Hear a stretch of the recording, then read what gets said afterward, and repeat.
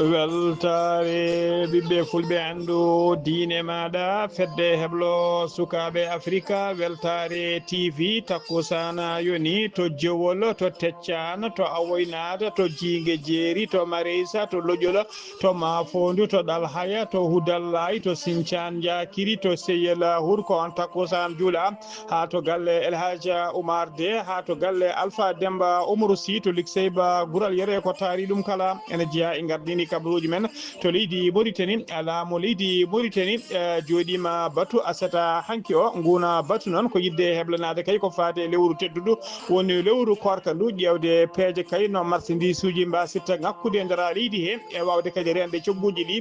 beele kay cogguji ɗi ne mbasa ɓeydede e nder lewru tedduɗo ndu to leydi Sénégal Malika Ndiaye kañum woni hoorejo suudu sarɗiyeji ndu leydi Sénégal o suuɓima biyeteɗo Barka Ba ko jaydiyanke ko wittiyanke o nomi ɗum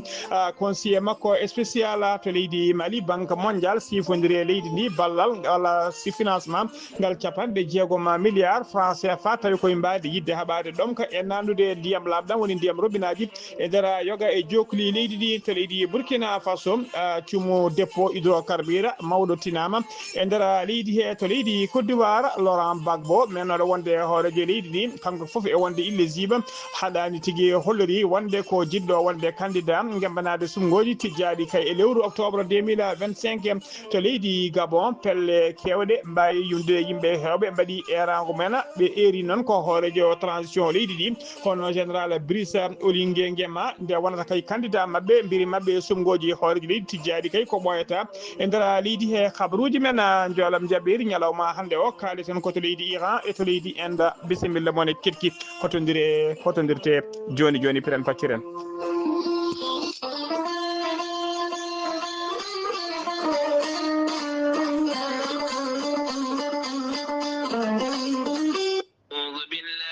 الشيطان الرجيم الذين إذا أصابتهم مصيبة قالوا إنا لله وإنا إليه راجعون صدق الله العظيم batake jam gondaɗo wadiyatullahi badiara to Guinée Conakry wadiyatullahi Casamance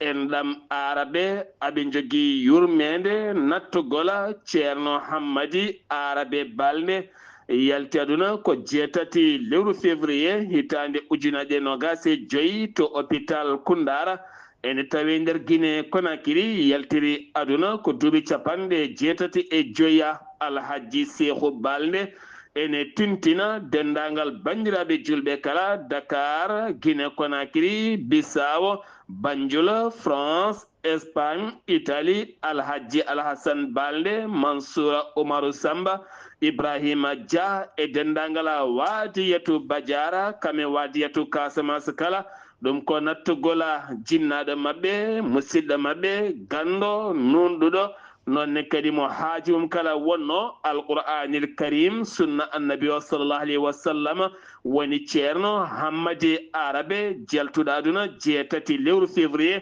ñalawma hanki o Alhaji Sékou arabe ɓiɗɗo Asiyatu Lombi kam yettinɗo hen ɓatake o saktiɗoma Mamadou Balde to Espagne jayde weltare TV weltare ɓiɓɓe fulɓe andu diine ma e gardugol ceerno Habou Diallo feddeɓe sukaɓe Afrique e nelde duwaw dendagal ɓesgu makko kala nde jomiraɗo yurmotomo yafomo nannomol jenna kankoye dendagal mayɓe julɓe kala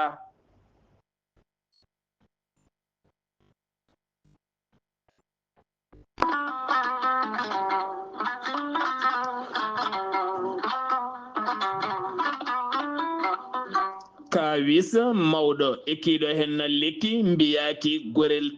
gorelte ko haako moƴƴo iwruko to kordi noro hen afiya mawɗo no feewi gorelte ko haako moƴƴo iwru ko tokkore dinnoro ari ko wallude e safrude ha moni kala daña aafiya muɗum on joguiɗo AVC cardiaque ƴiƴam dogata e ɗaɗi mum ɓandu jaaɗoru ɓandu wuloru neɗɗo tuƴiɗo mo nangata taare kala mum de gorelte ene humta on haaju gorelte noon sa yiɗi andude ko jangta e mum ko kala jahata koto Google mbaɗa www.gorelte.com ma jangan hoorema kala gorelte an tuƴiɗo donkuɗo yaade juma e jama ni jokkoyde enɗam kala musalla ɓandu no fotiri kala gorelte ene momta ha laaɓa e ballal jomiraɗo o sa yiɗi jokkodirde e tongoɗe gorelte beele mbawa jokkodirde mabɓe Oumar Dia to Tambacounda 77 527 14 44 so tawi koto Bonji Salamata Ba 77 695 43 01 so tawi noon gonɗa koto Gawol ko Farmata Abdoulaye 77 150 70 61 so tawi noon gonɗa koto Guédiawaye Amadou Abbas Ka mbatta ko 78 313 89 28 so tawi noon gonɗa koto Thiès e ko taari ɗum kala jokkodirta koye Moussa Dia 78 860 76 68 so tawi noon gonɗa koto leydi Mali to wiyete Melga Mali jokkodirta koye Abdoulahi Diallo mbatta ko 00 223 72 49 30 07 so tawi noon gonɗa koto leydi France jokkodirta koye Haruna Ngayda 06 50 99 64 43 so tawi koto États-Unis d'Amérique gonɗa jokkodirta koye Abousso Kawral Fouta Business +1 34 77 01 56 77 musidɓe tedduɓe gorelte kawis ɓolo e muɗum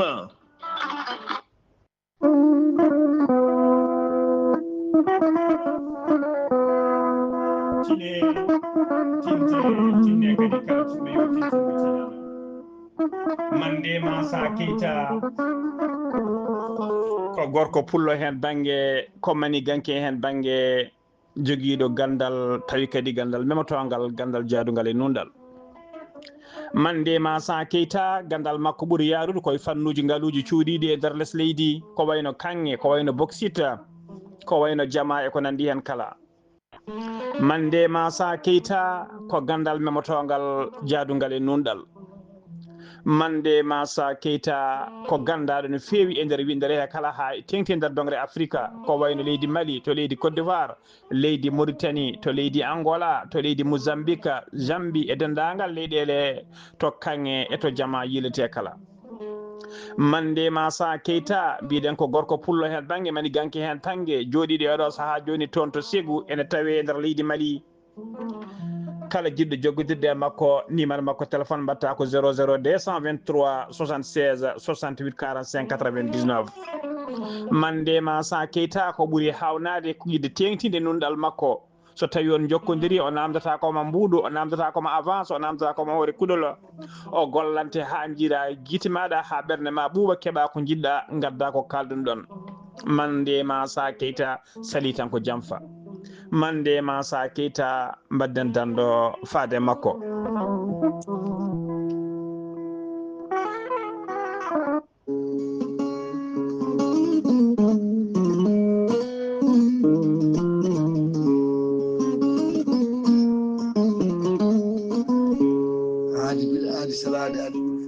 salade aadi ɓuuri firtude aadi ceerno Djiby Sy wi ko firtata aadi mo aadide jande weltare ɓiɓɓe fulɓe andu diine maɗa weltare TV ceerno Djiby Sy ko wittiyanke leɗɗe ko safriyanke safruji fina tawa jaadiɗo ɓalawale danwal kala ceerno Djiby Sy ko nunɗuɗo newiɗo sanne sanne ceerno Djiby Sy ne andina dendagal Mauritanie e oɗo saaha joni o arti omo tawe to base makko e nder Nouakchott lamorgo leydi Mauritanie to legal nettek sara jeere nettek ɗo ceerno Djiby Sy ene yawran ɓen wonduɓe kista fibrom dogam sitte rewɓe ronkoɓe sowade rewɓe dartoraɓe kala ceerno Djiby Sy ne yawran ɓen wonduɓe dabaruji weddaɓe korteɓe arsigaji men kippi kala e on fanno kadi mo jogui pegge e usula pewnade bawde neldede kala leydi e kala continent ko ɓeydoje arsigaji pirtoji dabroji ceerno jibisi ene yawrani ɓen worɓe usraɓe gorago e dendagal rafiji gorago kala omo jogui leɗɗe wiyete ko muuɗa hirda muuɗa ɗum joni joni jiituɗa hoore ma hano hannirta ni ceerno jibisi dendagal rafiji ndewago dendagal rafiji gorago no mbawi fotirde kala so tawi on jokkodiri joni joni mbiya alhamdulillah ceerno jibisi ko newiɗo sanne sanne dendagal haaju mbawɗa jogade dendagal rafi mbawɗa jogade so tawi ko haalisa o guya on ɓurodirta ujunnaji jeegom so tawi ko haalis franc CFA o ɓurodirta ujunnaji ɗiɗi e franc CFA woni 10 000 franc CFA ceerno jibisi ko bawɗo listihar a hokkamo indema inde nene ma o haala ko woni e nder ɓerde ma ha cikka ko toon hoɗi ceerno jibisi listihar so tawi ko leydi Mauritanie ko ujunere uguya walla mbaɗa kartal ma crédit ujunere keefa neldamo kalnamo indema inde nene ma ko heddi ko ɗacciɗa e jungo makko so tawi ko tawteɓe leydi Sénégal ceerno jibisi ko temedde ɗiɗi CFA numéro makko weeva e numéro orange money mbatta ko 00 221 78 128 35 98 so tawi o heeɓi kala indema inde nene ma ko heddi ko o haala ko woni e ɓerde ma ha mbiya yoni ceerno jibisi ne andina dendagal kilineɓe mum ewɗo saaha mo tawi to nettek to base makko tawete to nettek sara jeere nettek kala jiɗɗo jokkodirde e ceerno jibisi numéro makko téléphone mbatta ko 47 22 80 84 so tawi ko yiɗɓe donki hebdemo aɗa wawi jokkodirde e miñi ko ceerno Alassane Sy ko 32 62 04 99 ceerno jibisi kollabdo reedu kommalaɗo wune mbadden dando faade makko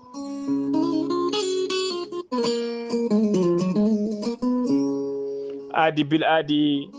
salade aadi ɓuuri firtude aadi ceerno Amadou Tidiane Diallo gorko mo melga wuuro jinneji ko wittiyanke leɗɗe ko safriyanke safruji fina tawa jaadindo ɓalawal e danawal kala gorko mo melga wuuro jinneji ne yawra ɓe wonduɓe kista fibrom dogam site rewɓe ronkoɓe sowade rewɓe dartoraɓe kala gorko mo melga wuuro jinneji ene yawrani ɓe wonduɓe prostate hayso prostate ma koko ɓurno son jokkodiri joni mbiya alhamdulillah gorko mo melga wuuro jinneji ne yawra wonduɓe koyɗe musoje keeceje musoje ɓalli ɓuutoji kala so tawi on jokkodiri balɗe tati so ɗon maldana mbiya alhamdulillah gorko mo melga wuuro jinneji ne yawra wonduɓe joguiɓe caɗele gorago ustaraɓe gorago yawɓe yitade koye men e jippiɓe leeci kala omo jogui leɗɗe e façon ngaji ɗiɗi hen façon goto wiyete ko meeɗi moosa ko leɗɗe jarteɗe walla muudeteɗe a ƴettat ɗum joni joni moosa nofuru e nofuru omo jogui leɗɗe wiyete ko yeddi ƴeewa ɗen a ƴettat ɗum joni joni mbiya alhamdulillah ko leɗɗe uroteɗe ceerno Amadou Tidiane Diallo gorko mo melga wuuro jinneji omo tawe oɗo saaha joni to Paris lamorgo leydi France sa yiiɗi jokkodirde e makko mbatta ko 00 336 04 04 66 27 base makko ne tawe to Dakar en tawi ɗon miñi kono wiye ceerno Abdoulaye Diallo numéro mum 77 714 94 15 ceerno Amadou Tidiane Diallo base mum tawi to Nouakchott legal Samia galle étage en huccidiri e usine plâtre numéro mum téléphone ko ɓiyi ko tawete ɗon mbatta ko 41 05 13 85 ngam hoybitande tawateɓe lappol palol dande ma ɓe Mauritanie e Sénégal ceerno Amadou Tidiane Diallo ene jogui base mum to Melga ha eto jogui base mum toona to Dagana Mauritanie ha to Rosso Mauritanie kala ene tawe ɗon sehil makko ene wiye ceerno Amadou Dia gorko mo leeraɓe sa yiiɗi jokkodirde mum numéro mum téléphone mbatta ko 77 537 79 28 ceerno Amadou Tidiane Diallo gorko mo melga wuuro jinneji ko laaɓɗo reedu ko malaɗo wone mbadden dando faade makko Amadou Ndiaye solaire ballal Allah ari tan ko wallodirde e mon ittande mon niɓɓere e ɗom ka kame caɗele kala Amadou Ndiaye solaire ballal Allah wi tan oɗo saaha jeeri waalo Mauritanie Sénégal Mali Gambie Guinée e diaspora o kala kalɗo nodduɗombo omo notti teni kadi maw ar hawa yettoma ittandema niɓɓere e ɗom ka e caɗele kala Amadou Ndiaye solaire ballal Allah holko jogui panoji solaire aji moƴƴi no feewi gila e galle ma waɗanma installation moƴƴo ngarɗuɗo woynduma forage ma demi forage ma koɓe asoɓe boyli koɓe waɗoɓe forage uji e demi forage uji kala ko cohluɗa hen e wannede installation solaire kala sa jokkodire Amadou Ndiaye solaire ballal Allah ma on ballodir ha mbiya alhamdulillah o wiya alhamdulillah Amadou Ndiaye solaire ballal Allah woynduma capanɗe jeegom métre ha temedere métre kala ɗo jiiɗirɗa mawo yaltinane ndiyam keelelam belɗam yarde jara jarna dabeje ma dosira sardiŋaji ma e guese ma kala taw haydara hen ŋakkani. Amadou Ndiaye solaire ballal Allah aɗa jogui systéme aji kesi taw koppanoje moƴƴe giwɗe toon to France Allemagne omo jogui systéme keso sappo e ɗiɗi panno so wannima ɗum e nokkuma 8h subaka ha 6h hay so nangue yaltani diƴƴiɗe mankata hay seeɗa. Amadou Ndiaye solaire ballal Allah gorko mo guuriki koliyaɓe sa yiɗi jokkodirde e makko mbatta ko 00 221 78 215 31 48 walla mbaɗa 00 221 77 756 05 27 tongoɗɗe ɗiɗi kala mbaɗi WhatsApp sa acci audio so ari wallirat jokkodiron kaldon nandiron o gollanma ha feewa puɗɗoɗa yebdemo mbiya alhamdulillah gorko mo guuriki koliyaɓe wiya alhamdulillah. Amadou Ndiaye solaire ballal Allah ene wallodira e moon ittude niɓɓere e ɗom ka bisimilla moɗona. Kettode kaburuji mon e demgal pulaar Afrique, Asie, Europe, Amérique, Moyen-Orient, Océanie. jam ñalle mon musidɓe tedduɓe eɗen gone dewo jeenaya lewru février hitande ujunnaji ɗiɗi e nogasi joyya habaruji mon e ɗemgal pular e sawta he ko musidɗo moon sehil mon haali abouba to karallagal ha mbawon yiide min to banggue nate ɓosoje ko miñi men sehil men Saydou Abouba hono no mbiruɗen gardidi kabaruji men koto leydi Mauritanie pudorɗen ɓoyata lewru yurmede tawi kadi ko lewru teddudu nduna woni lewru korka ɓoyata daro ene teska noon e nder lewru korka so lewru ndu darima commerçant ji kewɗi ha tengti ɓe nundani ina kewi kayya ɓeydude cogguji kayya cogguji taw ha tengti e gueɗe ɓurɗe hatojinede cogguji mum ene heewi tidde no feewi koye ndina mbadi noon laamu ngu gam yidde heblanade kay ko fati e lewru teddun ɗum laamu ngu noon wawi joɗade aset hanki o joɗima aset hanki o tawi ko jagogal kalfinagal ko fati e ngaalu ko fati e juulagu woni tigui ministre du commerce kañuma noddi nguɗon batu o joddima noon e yoga e jagorɗe ko wayno jagorgal kalfinagal ko fate gaynaka ko fate e gaynaka e negol jawdi wondude e hoorejo fedde taw ko fedde patronŋeɓe woni président de patronat mo leydi Mauritanie biteɗo Zeynil Abidine ɓe mbawi joddade nguɗon batu e nder batu he kadi gouverneur uji wilayaji tati ɗi Nouakchott mbawi tawtorede batu ngu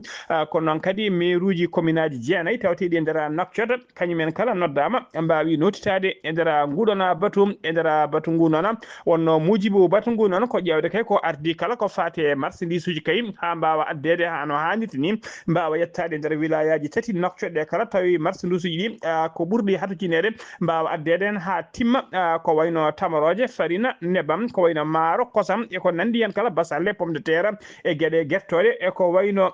bofode kala ha wawa addede jeehe he hano hannirta ni tawa haydara la hen ko ngakkata kene wawa jogade leydi ndi kay ha lewru korka ndu hibba e ko wawi ɓe ƴetti kadi peeje wawde ƴettude peeje kadi handadi cogguji taw ko cogguji ɗi laamu ngu yamirta yo ɗen gueɗe jeeye beele commerçant ji ɓe nundani ɗi enen mbasa ngabbinde ɗiɗon cogguji ha joni ko leydi Mauritanie keddonen aset hanki o jeetati lewru février hitande ujunnaji ɗiɗi e nogas joyi laana taw ko mbattowo jeetiɓi o woni 8e vol tawi ko adduka tourisme en wawi juurade to bowallaɗe diwoje ngal attara e ka addi noon 150 touriste ummoriɓe toon to leydi France tawi ko nationalité ji Europe naaɓe ɗi jiida ciirola kamɓe noon laana ka wawi juurade toon to attara tawi ko ɓe gaari koye mbadi saison touristique hitande ujunnaji ɗiɗi e nogas joyi ɓe tawine ari jaɓɓade ɓe représentant aéroport uji ɗi Mauritanie hono bitede Mohamed Mahmoud Wula Cheybeta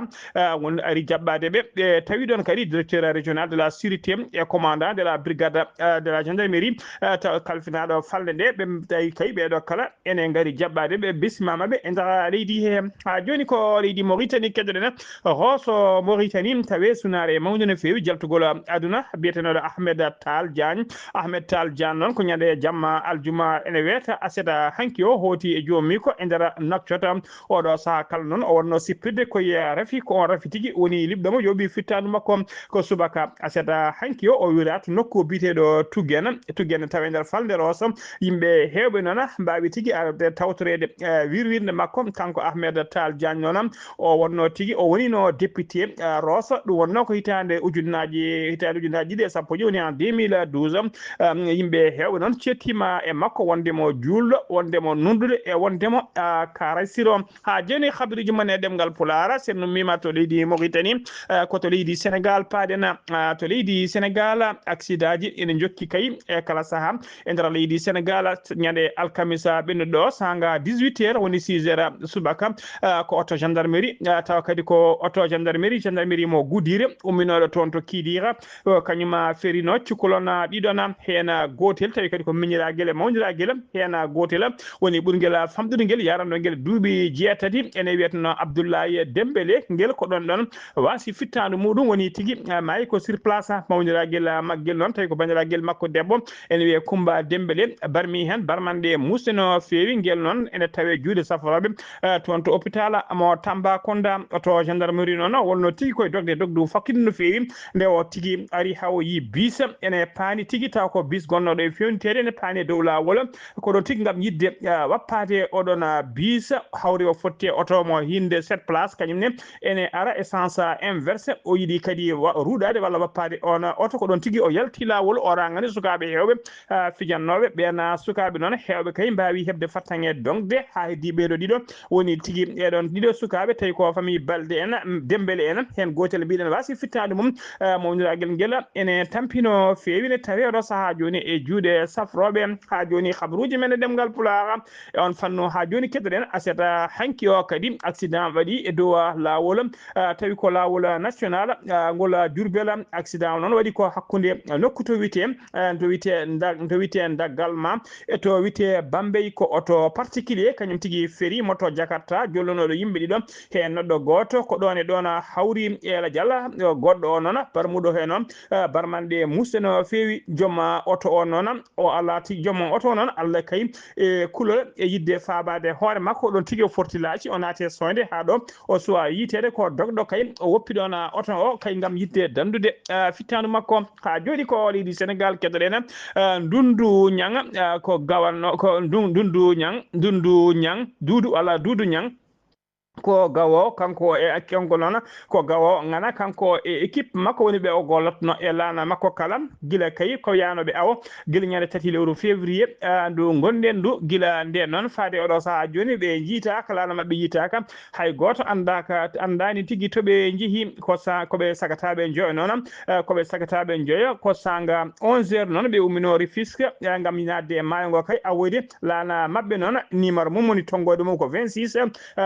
337 ko ñande 4 lewru février ɓe ponno tigui artude caggal nde ɓe jeyano le 3 février ko ñande janggo mum 4 ɓe ponno tigui artude ɓe gartani ha ɗo noon hay goto heɓani habaru mabɓe laana mabɓe kadi ronkama yitede so tawi ko joyo wonnoɓe laana ɓe noon mbiɗen ko biteɗo Doudou Niang kañum woni joom laana ka woni mawɗo laana ka wondude e goɗɗo ne wiye Mohamed Niang tataɓo ene wiye Yaya Diallo batto jeeɓo wiyete ko Yoro Ba wondude batto wiyete ko Yoro Ba wondude e biteɗo Mamadou Tina ko ɓeɗo tigui woni wonnoɓe e laana ka ɓe jeyano kamɓe kala ɓe jeeya ko toon to Saint-Louis toon ko hakkude Saint-Louis e Kaolack ɓe hen ko Saint-Louis jeeya heddi ɓe jeeya koto Kaolack e jinnaɓe mabɓe noon e koreji kala mbaɗi erago faade laamu ngu kay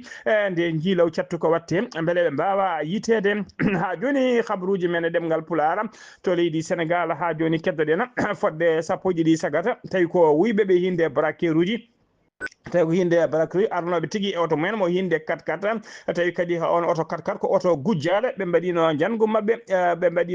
mabɓe e nder épicerie mawɗo no fewi biteɗo épicerie Serigne Abdou Fatta ɓe gari noon koɓe mbaɗi tigui kagule woni tigui ɓe mbaɗi laafaji ɓaleji e jeese mabɓe haydara ala ko yiyete so wona guite mabɓe ɓe mbawi tigui nden ɓe naati noon ɓe idi kala nanggude ko wiyeteɓe les vigilant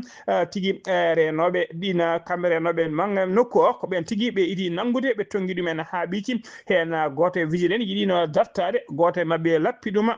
tigui faɗo fetel ko ɗon tigui yani ɓe nangui ɗum ɓe tonggui kamɓe kala haaɓe ɓiiti ɓe mbawi nadde tigui e nder épicerie o nden ɓe naati e nder épicerie noon heddi kadi eɓe ƴeewa feere kala gam ruuɗade kay caméraji de surveillance haaɓe mbawi yettade kay gérant ji ɗi ɓe paye mumen pételaji ɓe namdi tigui nden dokkitaɓe tottaɓe kele coffre kay coffre fort ko ɗon tigui Allah e couleur ɓen tottiɓe kele coffre fort ɓe udditi coffre fort noon koɓe tawi toon haalis kewɗo no fewi ɓe jaadi e ɗeɗon koppereje goto e gérant noon holliri tigui wonde koppereje ɓe tawi toon nde ko hakkude million ngaji 9 e million ngaji 10 ɗum woni koɓe jaadi nden ɓe ƴetti koppereje ɗe noon ɓe jalti ɓe jaale oto mabɓe gam anje kay guila yimɓe ndewde e mabɓe heddi eɓe ayno piyanɗe dow eɓe kulɓina yimɓe ko ɗon tigui ɓe naati e ladde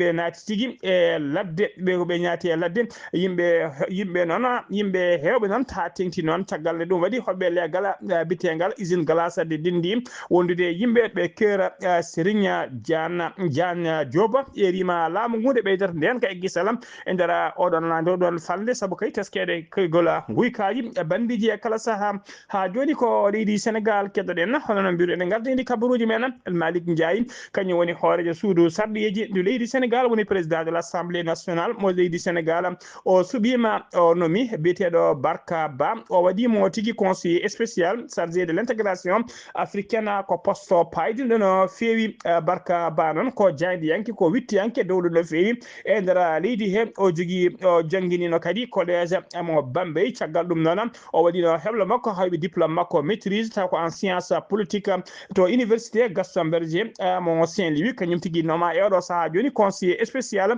wonande ela Malick Ndiaye ha joni ko leydi Sénégal keɗoɗen Khalifa Kesso battowo 6e khalifa mo Darou Mouhty andama tigui mo wiye o wiyete ko Serigne Khalid Mbacké Serigne Khalid Mbacké noon Serigne Khalid Mbacké Thianouma Barou Thianouma borom Darou Mouhty o lomti noon ko biyeteɗo Serigne Bassirou Mbacké Anta Niang jaltuɗo aduna aseta hanki o 7 février hitande ujunnaje ɗiɗi e nogasi joyi tawi kadi ko jibinanoɗo guila hitande ujunere 1933 to wuuro bitenego Koso noon ko wuuro ngo biteɗo Mam Ceerno Brahima Sosno guila hitande ujunere 1900 e nogasi ɗiɗi ha joni ko leydi Sénégal keɗoɗen aseta hanki o accident kadi musto waɗi saga 20h woni 8h jamma tolno wuuro tolno to ɓe wiyata 5 kilométre 50 dow lawol Dakar ko dognannoɗo noon motoyal manggal moto mawɗo no fewi dognannoɗo ngal motoyal tawa kadi kala to wirti ko bruit mawɗi waɗata gulali mawɗi yimɓe hewɓe ne kewi teskade ngal ɗon motoyal ko on tigui wasi fittade mum moɗi motoɓe kewi ɗumen ko rucce noon oto gueya bekke ko toon jeeya to heewi kay ummade kala saaha o yaɓana Dakar taw kay ngal ɗon motoyal ko on tigui waɗi accident o waɗi accident ko ɗon hawri e ladial e accident noon o filmi tigui ko oto goto o filmi ko ɗon tigui o yani o hawri e ladial ha joni ko leydi Sénégal keɗoɗen to Thiaroye koko hulɓini waɗi toon ko babira wanno toon ko ɓooyi ko babiraɗo goto tawi ko guinenajo inde makko noon mo woli tigui koye ɗeɗo alkule ɗiɗi woni S et T ko kañum tigui wanno violé ɓiyum debbo jaranoɗo e duuɓi 15 e nder viol he noon caggal ɗum ɓiɗɗo debbo ƴetti hen reedu ɗum wanno ko guila hitande ujunnaje 2 woni en 2020 suka debbo noon o jibinno ko en 2021 e ngana sanga noon o jaɓano tigui surtude babiraɗo o wiyete ko M e T omo yara ñalawma hande o e duuɓi 20 ko kanko de e oɗo saaha joni caggal ka yidde ettude ndiɗon teddedi fawidi e dow makko kanko felliti haalde noon ko yaade kay portode babiraɗo o plainte to brigade territorial mo Thiaroye hollirde kay wonde ko babiraɗo o violi mo haw wawi dañde hen oɗon ɓiɗɗo babiraɗo noon caggal nde nangga gonga tigi adda o yeddani tigi wonde o violi ɓiɗɗo debbo kadi o reconnaissy wonde ɓiɗɗo ko kanko jeeyi o holliri noon e saaha walano ɗum e ngar sanga ko jarnoɗo dolo woni tigi ko ƴettunoɗo sangar hawmandiri on ɗon tigi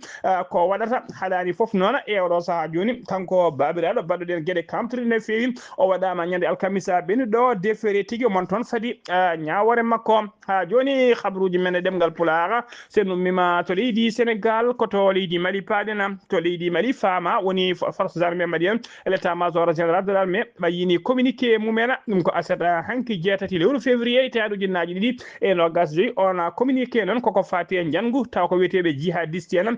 banno tigui e convoi tawi ko convoi camion ngaji kewɗi wondude e bisuji kewɗi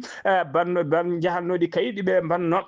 janggu aljuma ñande aljuma jeeɗiɗi lewru février 2025 ɓe kolliri noon kamɓe état major o nder communiqué mabɓe wonde kay caggal janggu ngu ɓe mbaɗi opération ngaji mabɓe de retsag gam yidde kay yiilade wadɓe ɗiɗon jangguji ɓe kolliri noon on ɗin opération ngaji ɓe mbaɗi ɗum koto ɗiɗo nokkuji koto nokku to wiyete Djeboko e to wiyete Iriam to wiyete Iran e to wiyete Tentana Takara latte e to wiyete Garguna e foof ne tawe e nder région de Gao ɓe kolliri noon e nder opération fama holli e wiide mum wonde kay ɓe itti pittali jihadiste uji nayyi ɓe mbawi tigui ittude pittali men ɓe mbaɗi ɓe localisé noon ko capanɗe nayyi kilométre to nokku biteɗo Hawsa Fulani sanga 18 heures woni 6 heures kikiɗe ɓe mbaɗi hen jihadiste uji nayyi ɓe kolliri kadi wonde ɓe duppiniɓe motoji tati e kepti armuji kewɗi e munition ngaji kewɗi e juuɗe ɓeɗon jihadiste en ɓe kolliri kadi golle ɗe ene jokki ha oɗo saaha joni gam yidde kay yitude dendagal ɓen tawi ko jihadiste en wonnoɓe nguɗon janggu ha joni ko kono noon kamɓe armode ɓe kalani ha ɗo bilan kay no foti wasi pittali men e nguɗon janggu jaadeɗe kewɗi noon holliri fodde capantati e ɗiɗo neɗɗo wasi pittali men e nguɗon janggu go jihadiste en banno e on convoi ñande aljuma ɓennuɗo e te ko ɓuuri hewde hen ko militaire uji wonnoɓe escortude oɗon convoi ha joni ko leydi Mali keddoɗen ñande aljuma jeeɗiɗi lewru février gonɗen ɗo si 2025 sifodira sifama hakkude laamu Mali e boña windere woni banque mondial yidde banque boña windere o noon ko yidde kay ɗoftude leydi Mali e wadde ɗum no sertiri ɗom ka ha laaɓa kay e addude ndiyam robinaji ha yoga e nder guure e yoga e nokkuji sifande nde noon jeeru mum ko capanɗe jeegom milliard tawi ko franc CFA ɗum noon ndena sifande noon fodde temedde joyyi ujunere neɗɗo ma waw kay naftorade andude hebde bénéfice e nde ɗon sifande e nder jokli leydi Mali ha joni habruji men ɗemgal pular to leydi Mali ha joni keɗoɗen jagogal kafinagal ko fati bellital ko fati beldidagol yimɓe ko fati pe woni deeye e ko fati tigui e koddigal moƴƴal hakkude leƴƴi e nder leydi he hono général de corps Ismaïla Wague o joddima ñande alkamisa jeegom lewru gonɗen ɗum o joddima e pelle yimɓe ardiɓe pelle kewɗe taw ko pelle joguitiɓe woni ko wiyetede groupe armé tawi noon ko fellilɓe kay joƴƴinde pétalaji mumen e joƴƴide kaɓɓirɗe mumen armé kala woni ko wiyete désarmement démobilisation réinsertion et intégration ko ɓe mbiyata DDR 2024 ɗum noon ko guiɗen sifanoɗe guila 2024 pottital ngal noon waɗi koye dow yamirore général Assimi Goïta kañum woni hoorejo transition leydi ndi kañum kadi woni chef suprême des armées mo leydi Mali Assimi Goïta noon yidde mum kay ko natinde fodde ujunnaje tato neɗɗo taw ko wiyeteɓe les ex combattant kay wawde artirde ɗumen ko ɓuuri hewde mabɓe watte e koninkoɓe leydi ndi heddiɓe ɓen mballe tigui no mbawi wurdude taw wona ƴettude pétalaji e nder ɓen ujunnaje tato neɗɗo noon hen ujunnaje ɗiɗi ex combattant en kala ma taw toye armé woni force des armées leydi ndi e force des armées de défense leydi ndi tawi kay koye mbaadi kamɓe ɓen noon ujunnaji ɗi kamɓe kala ɓe garat koye mbaadi ko wiyete soldat deuxiéme classe so tawi ko ujunere heddiɓe ɓen ex combattant kañumen ma mbawa wallede kay e mecce walla mballe no golliri mbawa tigui rumtade pétalaji goppa pétalaji ha laaɓa mbawa wurde gurdam goɗɗama ha joni habaruji men ɗemgal pular sen ummima to leydi Mali koto Burkina Faso paɗenam aseɗa hanki o subaka aseɗa hanki o Burkina Faso heeɓi tigui cuumu taw ko cuumu kulɓinigo no fewi sanga 13 heures walla sanga 17 heures woni 5 heures kikiɗe noon tawi kadi ko dépôt moɓe mbiyata dépôt sona biti woni société nationale burkinaɓe de hydrocarbure ko dépôt mawɗo no fewi woni fawru mawdu to ɓe moftata carburant mabɓe ko ɗum tigui sumi koto nokku biteɗo bingo ene tawe nder région taw ko hakkude leydi ndi ne ɓaaji banggue hirnangue Burkina Faso hay goto mayani hen hay goto wasani hen fittade mum kono matériel kewɗo kam e carburant kewɗo yaadi tigui e lewdu koto leydi Côte d'Ivoire paɗena Laurent Gbagbo mennoɗo wonde hoorejo leydi Côte d'Ivoire kani waɗi duuɓi kewɗi toon to CPI caggal tigui nde arti nder leydi makko o holliri tigui wonde yidde makko e oɗo saaha joni ko gembanade kay gam yidde artude e jappere laamu wonde hoorejo leydi ndi tawi ko leydi Côte d'Ivoire sumgoji ɗi noon tijja koye lewru octobre 2025 yimɓe hewɓe noon notima e noddago makko erago makko ngal wonno tawi ko erago pottital to banggue dawrugol ɗum wanno tigui ko to ngal pottital noon ɓe erino tigui pottital ngal koto stade mo Marcory ene tawe tigui e nder hakkude Abidjan lamorgo leydi ndi ɗum ko aseɗa hanki jeetati lewru février yimɓe hewɓe mbawi tigui notitade hen landa makko wiyete ko PPACI ko kanko tigui suuɓi waɗimo tigui candidat yo wona candidat mumen kanko kala noon e wonde éligible saabu kay oɗo saaha joni toyar lo so tawi kay ittaka e dow makko kanko Laurent Gbagbo o ala tigui hattande suɓade hay goto kadi o suwetake saabu ko éligible caggal kay fawa e dow makko ko haɗani noon ha joni omona gembini kay gam yidde wonde hoorejo leydi ndi siftinde on noon sumgoji mabɓe sumgoji hoorejo leydi ndi heddi tan ɗo e lebbi jeetati koto leydi Gabon paɗena leydi Gabon noon ko ñande sappo e ɗiɗi lewru avril 2025 wonda tigui sumgoji taw ko suɓade hoorejo leydi ndi teskama noon ha ɗo to kaleten hay poids lourd goto woni tigui yimɓe dawrugol tawi ko candidat ji gay kokkoli ɗi hay goto e mabɓe taw soit tigui hollidde wonde ko candidat soit yaltinde tigui konngol mum wonde ko candidat haɗani noon e oɗo saaha joni pelle kewɗe e yimɓe hewɓe guilay kiyile blogueur ha yimɓe hewɓe tawi ko yimɓe dowluɓe e nder leydi he mbaɗi erago yidde kay ko hollidde wonde yidde mumen e fandare mumen kay ko gonɗo hoorejo transition leydi ɗi hono général Brice Clotaire Oligui-Nguema nde wawa tigui wonde candidat mabɓe e ɗiɗon sumgoji ko ɗum woni haajande mabɓe habruji men joolam jaɓeɗi koto leydi Iran paɗena to leydi Iran noon teska toon e oɗo saaha joni ko jangol cattugol no fewi ngol hono mum a wayri yeede e nder leydi he e ɗum saabima noon ngol ɗon jangol noon en yetti fodde kay kene wona région ngaji sappo e nder leydi he koye ndina mbadi noon laamu ngu noon gam yidde wadde économie énergie e gam yidde dandude ɓeskuji kay ɓe erima kay école aji kewɗi taw ko école aji publique wondude service aji publique nokkuji taw ko nokkuji laamu nde uddata kay oɗo saaha joni nde dartinta